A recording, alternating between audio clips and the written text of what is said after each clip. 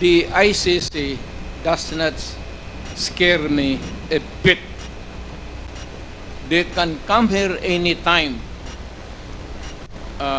I suppose that you would want to maybe make it easy for them to visit and start the investigation. I would welcome that.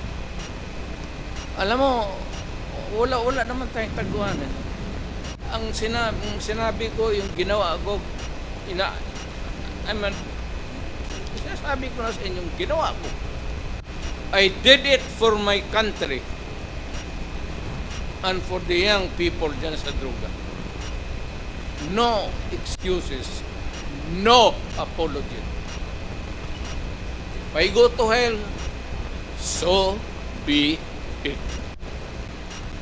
Mr. Chair, hearing that, ibig sabihin po ba ay willing ang dating Pangulo na isubject yung sarili sa investigation and all processes na gagawin ng ICC in relation dun sa kanyang war on drugs? Bigyan mo ako ng pera, ako nang punta ng ICC doon. Ako na mismo magpa-imbestiga doon.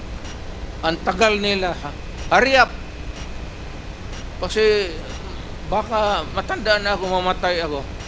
You might miss the pleasure of seeing me standing before a court and hearing the judgment, whatever may be.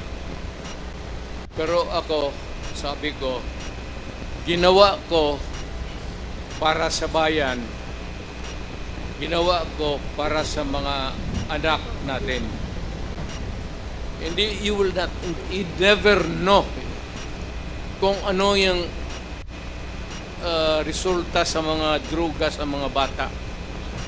You'd never know the sacrifice of the parents. You'd never know the misery. And kita mo naman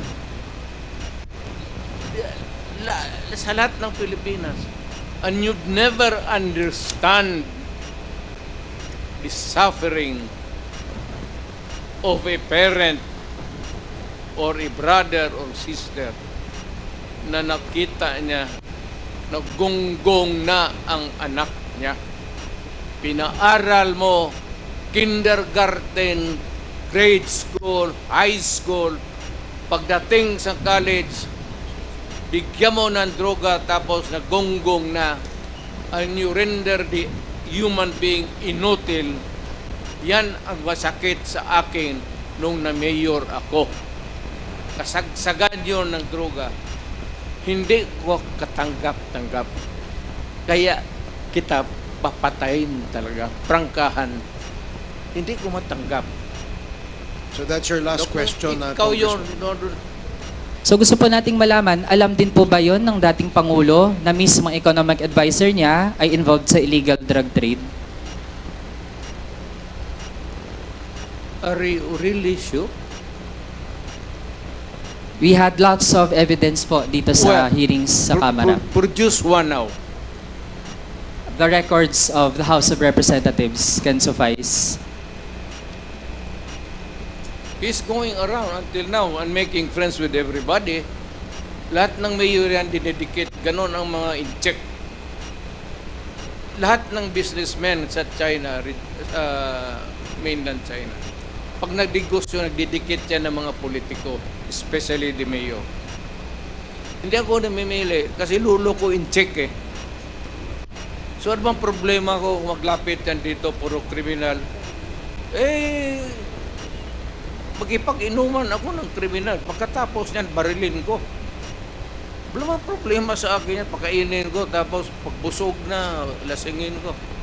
Tapos, tatapon ko. Kaso Mr. Chair, hindi lang po Ganun yun lang- kainuman. Mismo, lang yung presidential economic advisor, ganun pala ang ginagawa. So it seems like parang naging mafia po ang gobyerno natin nung nakarang administrasyon. And with that, I end my interpellation, Mr. Chair. Thank Mr. you. Chair, kung buhay pa yan, ibig sabihin, hindi yan durugista. Hindi ko itataya yung pagkatao ko. Salamat. Mayor, presidente,